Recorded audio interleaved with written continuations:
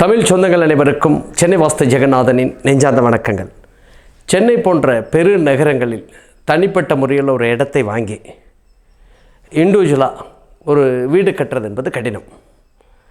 என்ன காரணம் அப்படின்னு சொன்னால், வாஸ்து விதிகள் என்பது வடக்கும் கிழக்கு அதிக இடங்கள், தெற்கு மேற்கும் குறைந்த இடங்களாக ஒரு இடத்தை விட்டுட்டு நீங்கள் வீடு கட்டணும்னு வாஸ்து விதி சொல்லுது.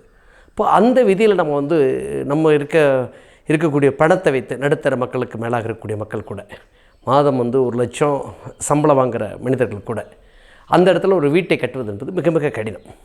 அப்போ என்ன செய்யலாம்? அப்போ அந்த வாஸ்து விதி எப்படி கொண்டு வருது அப்படின்னு பார்க்கும் பொழுது, வடக்கும் கிழக்கும் அதிக இடங்கள் சொல்லக்கூடிய அந்த வடகிழக்கில் அதிக இடங்களும் வடக்கு சேர்ந்து வருகிற போல் ஒரு குறைந்தபட்சம் 3 அடி 4 அடி இடத்தை விட்டுட்டு மற்ற எந்த பகுதியிலும் இடம் விடாமல் கட்டும் பொழுது கண்டிப்பாக ஒரு யோகத்தை செய்கிற பணியாக அமைத்து கொடுக்க முடியும். இது தனிப்பட்ட இடங்களுக்கு.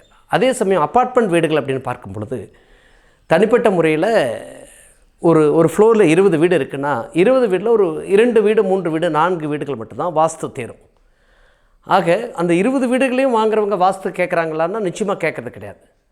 அப்போ அதில் இருவர் கேட்கும்பொழுது அவர்களுக்கு நல்ல மனையாக, அதில் எந்த வாஸ்து பலம் பொருந்திய மனையை நிச்சயமாக எடுத்து கொடுக்க முடியும். அப்படி தான் நான் இன்றைக்கி செஞ்சிட்ருக்கேன். இந்த ஒரு 12 வருடங்களாக வாஸ்து பார்த்துட்ருக்கிறேன். ஒரு 8 வருடங்களாக சென்னை நகரில் ரெகுலராக இருக்கிறேன். அப்படி இருக்கும்போது அவர்களுக்கு நல்ல மனை எடுத்து தரேன்.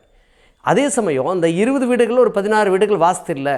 ஆனால் அந்த வீடுகளில் எப்படி வாஸ்து கொண்டு வரணும், அந்த இடத்துல எப்படி காந்தம் அந்த ஒரு 2ஆக உடைத்தால் தன்னுடைய வடதுருவத்தை தேர்ந்தெடுத்துக் கொள்கிறதோ, அதுபோல் அந்த வாஸ்து இல்லாத அப்பார்ட்மெண்ட்டில் கூட ஒரு இன்டீரியர் ஒர்க்கில், வார்ட்ரோப் ஒர்க்கில் ஒரு பாசிட்டிவான விஷயத்தை தெற்கு மேற்கு அந்த எடையை கொடுக்குற அமைப்பில் கொடுத்து, வடக்கும் கிழக்கு எடை இல்லாமல் ஒரு அமைப்பு கொடுக்கும் பொழுது, அந்த வாஸ்து பலம் பொருந்திய அமைப்பில் இல்லாத அந்த அப்பார்ட்மெண்ட் வீடுகளை கூட ஓரளவுக்கு நம்ம வாஸ்து விதிகளுக்கு கொண்டு வர முடியும்.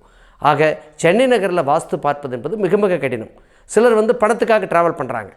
ஆனால் நம்மளை பொறுத்தளவில் நான் ஈரோடு பக்கம் இருந்து நான் வந்ததுனால ஒரு 8 வருடங்களாக இருந்தாலும் உண்மை என்னவோ அந்த மக்களுக்கு, உண்மை சென்னை நகரில் இருக்கக்கூடிய மக்களுக்கு உண்மை எதுவோ அதை என்னால் நிச்சயமாக கொடுக்க முடியும் அப்படிங்கிறது தான் அதில் சொல்லக்கூடிய விஷயம்.